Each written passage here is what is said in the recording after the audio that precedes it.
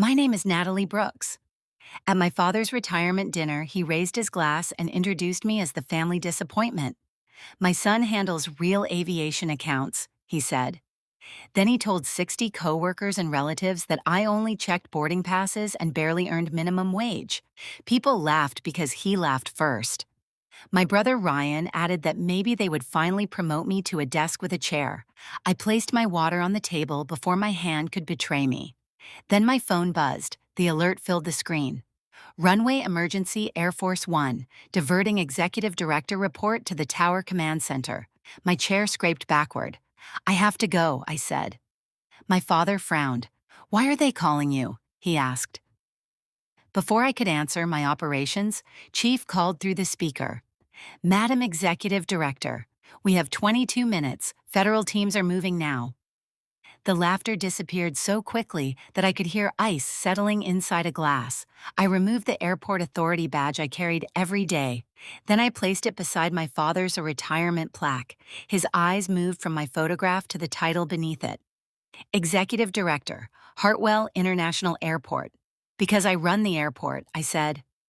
My father froze. My brother stared at the badge. He reached toward it, but I took it back. The emergency would expose far more than my job title. It'd reveal how carefully they had built a false story about me. And by morning, that story would begin costing them everything they believed my name could buy.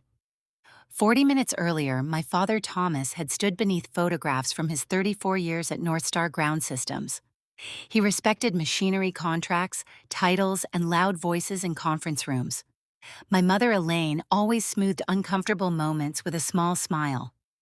My older brother Ryan had followed Thomas into sales and had become director of strategic accounts. I appeared in one family photograph, half hidden behind flowers. During the slideshow, Thomas praised Ryan for understanding modern airports. Ryan had never managed an airport operation. He had only visited airports wearing a sales badge.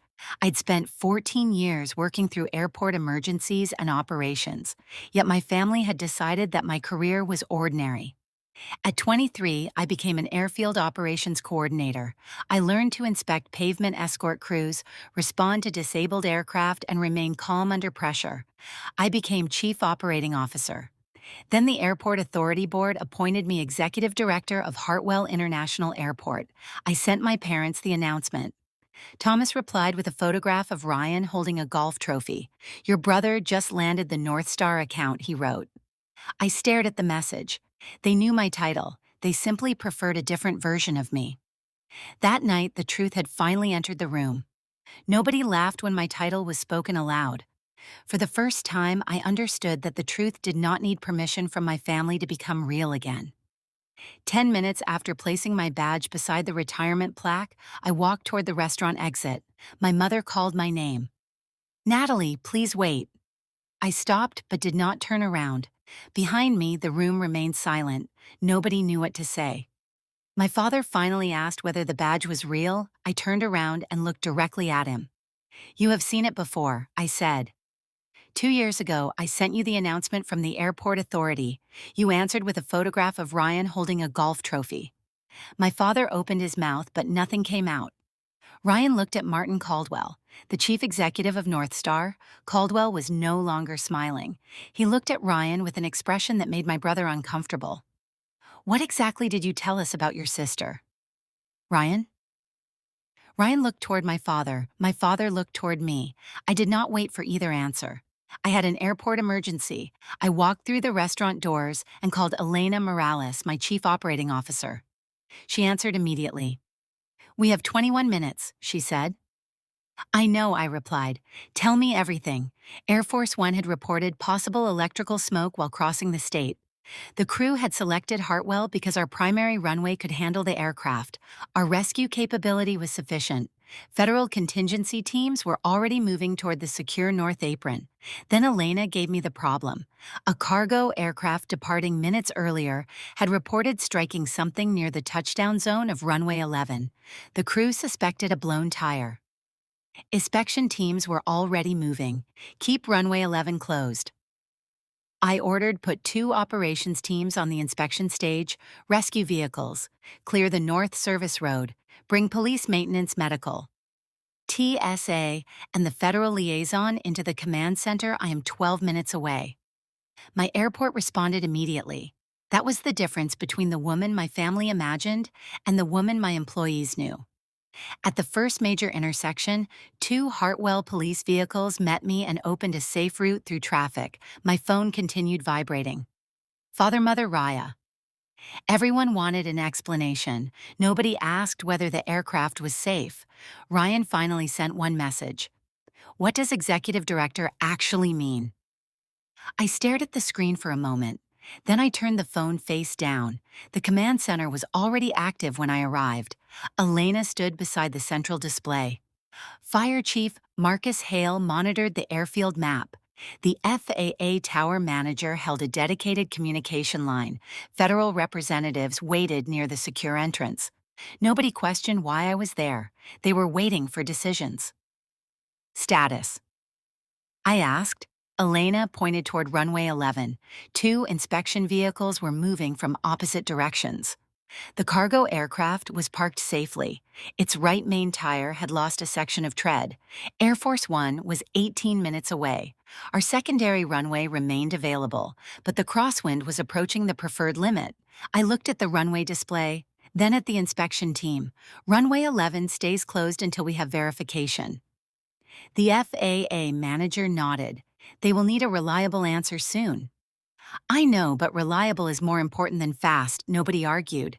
That sentence had become the foundation of my career. A few minutes later, the inspection supervisor reported something near the center line. It was a metal fragment lodged inside a pavement joint. The room became completely quiet. If another aircraft struck it, the consequences could be serious. I ordered the runway to remain closed. Then I remembered my father's voice at dinner. She just checks boarding passes. I almost smiled.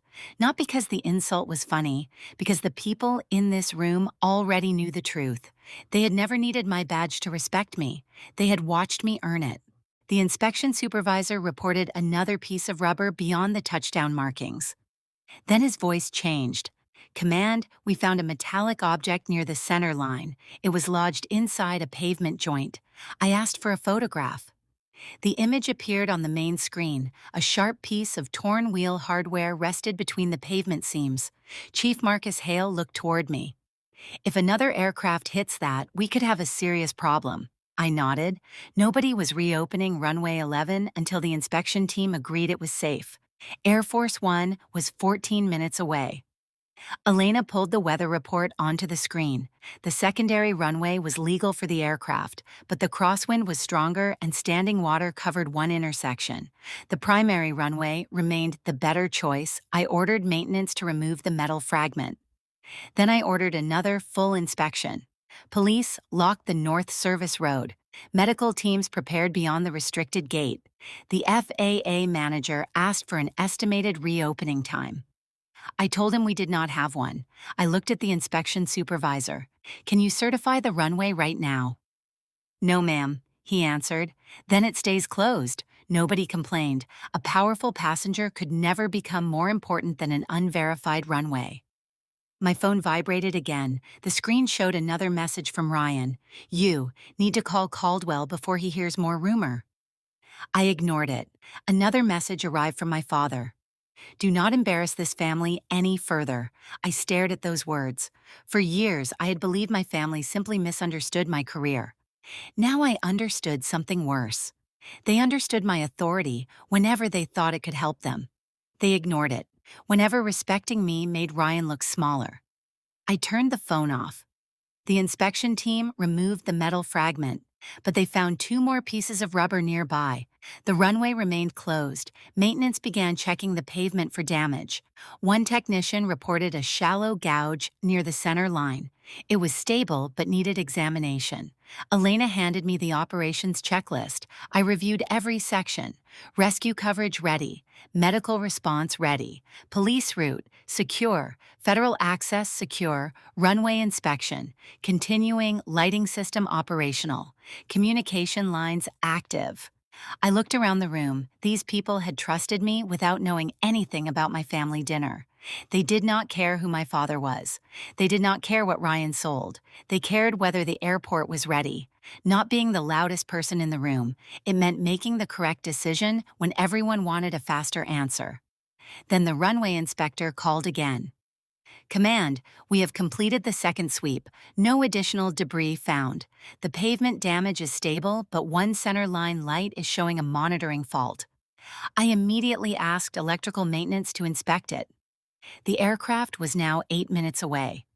We had one final problem to solve. The next few minutes would decide whether the aircraft landed safely and whether my family finally understood the woman they had spent years completely underestimating. The electrical technician arrived at the command center carrying a small inspection tablet. The monitoring fault is isolated, he said. The light itself is working. The problem is only the reporting circuit. I asked whether the light could remain reliable during landing. Yes, Mom. Can the backup power support it if needed? Yes. Then switch the monitoring system to the redundant feed. He immediately moved toward the maintenance station. The FAA manager looked at the clock. Air Force One was 6 minutes away. Every second suddenly felt heavier. Elena stood beside me with the latest field report. Runway inspection complete. Pavement stable. No loose debris. Lighting operational rescue vehicles positioned. Medical team ready. Police route secure. Federal security confirmed. I read every line myself, then I asked the inspection supervisor. One final question. Would you personally certify this runway? He looked directly at me. Yes, ma'am. I nodded. Then runway 11 and is available. The F manager immediately transmitted the updated field condition through his communication chain. The room changed. Until that moment, everyone had been preparing. Now everyone was executing. Air Force One appeared through the low clouds 4 minutes later. The aircraft approached the airport while controllers managed every movement around the field. Nobody inside our command center celebrated. We watched the operation carefully. Rescue vehicles moved into their assigned positions. Medical crews waited near the secure apron. Police officers protected the route. Federal teams secured the perimeter. The aircraft crossed the runway threshold. Its wheels touched the pavement. For several seconds, nobody paved me. Then the aircraft slowed safely. The rescue vehicles followed at their required distance. The immediate emergency had ended, but nobody left their position. The aircraft reached the secure apron. Its crew confirmed that the smoke indication had not become visible. Fire and technicians prepared to inspect the aircraft. Only then did the room finally breathe. Elena looked at me. 22 minutes, I nodded. The airport had done its job. Chief Marcus Hale smiled. You made the right call, keeping that runway closed. I looked toward the maintenance technician. He had been the person who found the lighting problem. Then toward the inspection supervisor who refused to certify unsafe pavement. The success belonged to them, too. I ordered every decision documented before anyone went home. Then I told the supervisors to arrange relief crews. Nobody drives home exhausted after an emergency like this. The room slowly emptied. I remained behind with Elena. My phone was still switched off. I turned it on. Hundreds of notifications appeared. Messages from relatives, messages from coworkers, messages from unknown numbers.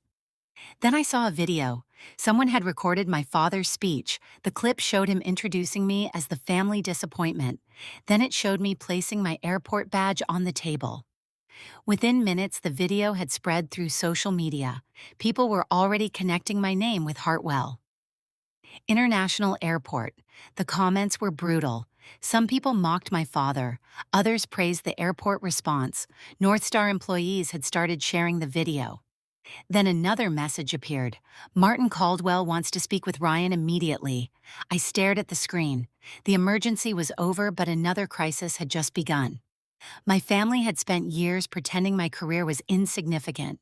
Now the entire professional world was discovering that the woman they mocked was responsible for one of the most important airports in the region. And worse for Ryan, the same company he worked for had just discovered that he had been using my name to strengthen their business claims. I placed the phone beside the operations log. For the first time that night, I understood that the runway emergency had only been the beginning. The real consequences were waiting outside the command center. By 1:20 in the morning, the video had reached thousands of people. My father had wanted everyone at that dinner to believe I was insignificant. Instead, the video had made my real position impossible to hide. Elena showed me another message. North Star has contacted our general counsel. They are asking whether you support their airport proposal. I felt something cold settle in my stomach. Ryan had mentioned the proposal during family gatherings. He always spoke as if North Star was certain to win. The Hartwell passenger processing contract. I had warned him that procurement was independent.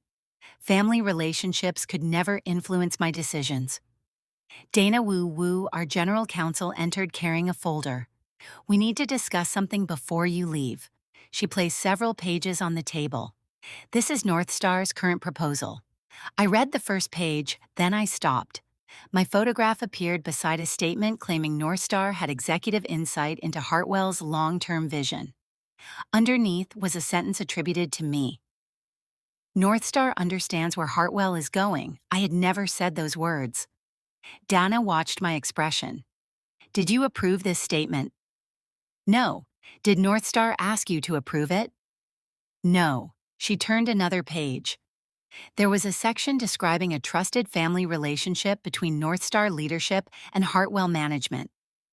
My name was included. Ryan had created the impression that he had direct access to me. I remembered his joke from dinner: "Having family at the airport does not hurt." Now I understood what he meant. Dana asked whether I wanted to report the matter immediately. "Yes," I said, "but I will recuse myself from every decision involving North Star." Dana nodded.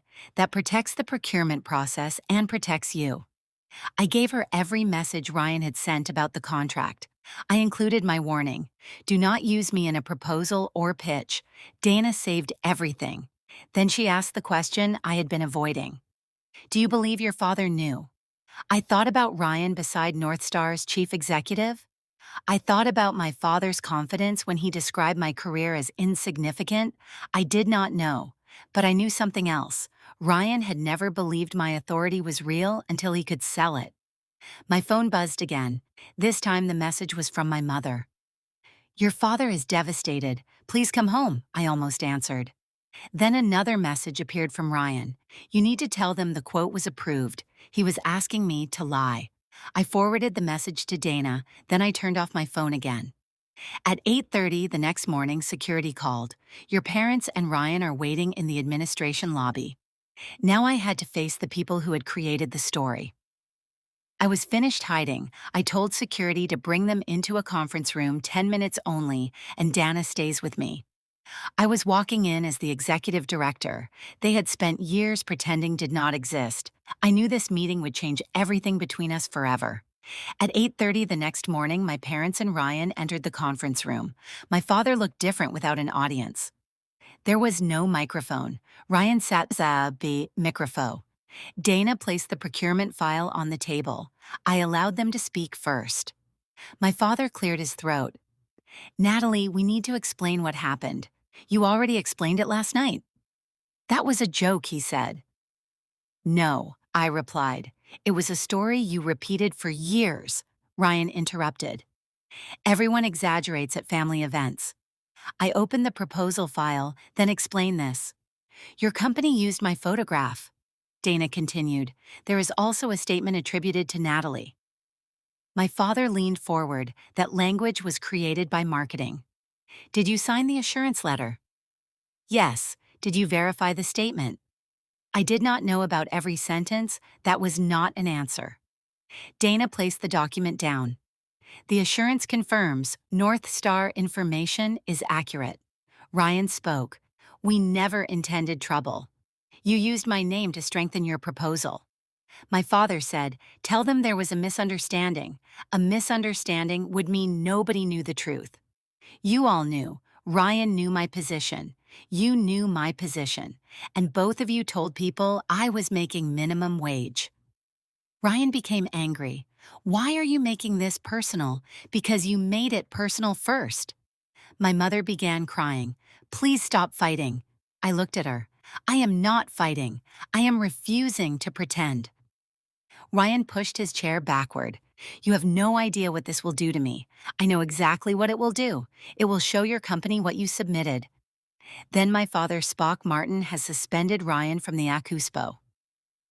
The room stayed silent. He wants an explanation. Ryan looked at me. "You can fix this." "No," I said. "I can tell the truth."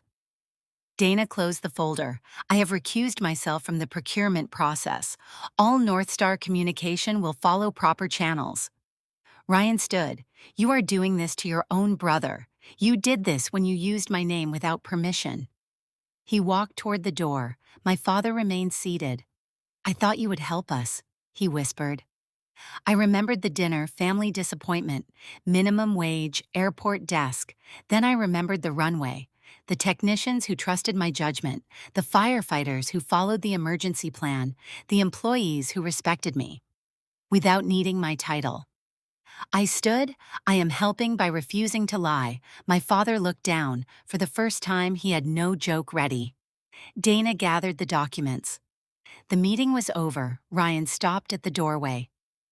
"You think this makes you better than us?" "No," I answered. "It means I stopped allowing you to make me smaller." The door closed. I remained alone. Then Elena called. "The board wants a briefing." I took a breath. Work was waiting. Whatever happened with my family could wait. Hartwell still needed its executive director. I walked back into the command center knowing I belonged. 6 months later, Hartwell International held a public meeting to recognize everyone who worked during the emergency. Elena received the Operations Commendation. Chief Marcus Hale represented the rescue crews. The maintenance supervisor who discovered the damaged runway received the longest applause. I stood near the end of the line. When my name was called, I thanked everyone. The emergency was never about one executive director. Pilots had flown the aircraft, controllers had managed the airspace, firefighters had prepared for the worst, maintenance workers had removed dangerous debris, police officers had protected the route, dispatchers had kept information moving. Everyone had carried part of the responsibility. That was leadership to me, not standing above people, standing beside them under pressure. My family's story changed too. North Star withdrew its Hartwell proposal after the investigation. The review discovered that Ryan had inserted my photograph and a false statement into the proposal. He tried to make it appear that I supported his company. Emails proved that he knew I had never approved the language. My father signed the assurance without checking the claim. Ryan lost his position. My father lost his consulting agreement. The advisory seat he expected also disappeared. The consequences were painful. The lesson was simple. People who respect you only when they need you are not respecting you. They are measuring your usefulness. Months later, my mother asked to meet. I agreed. She apologized for remaining silent while they mocked my career. I accepted it. But accepting an apology did not mean pretending nothing had happened. Ryan apologized too. I told him, forgiveness must be earned through changed behavior. My father sent one final message. I should have been proud of you before the world told me to be. I read those words. Then I understood I had spent years hoping they would recognize my value. Their recognition was never necessary. My value existed before my promotion, before my badge, before my salary, before anyone knew me. The badge from that retirement dinner remains inside my desk. It is scratched from the moment I placed it beside my father's plaque. I keep it as proof. Not that I outranked them, not that I proved them wrong, but that I stopped letting their opinion define me. The greatest victory is not making people regret underestimating you. It is becoming strong enough to stop needing approval. If someone made you feel small because they could not understand your worth, remember this. Your value does not decrease because someone refuses to see it. You need no permission to become who you were meant to be. Stand up for yourself, protect your peace, tell the truth, never let anyone write your story. Walking away is sometimes the bravest choice you can make. Thank you for staying. If you enjoyed this story, please like, subscribe, and share it with someone who needs this message. Your support helps us bring more stories and lessons. Remember, your worth was always there. Sometimes the world needs time to notice.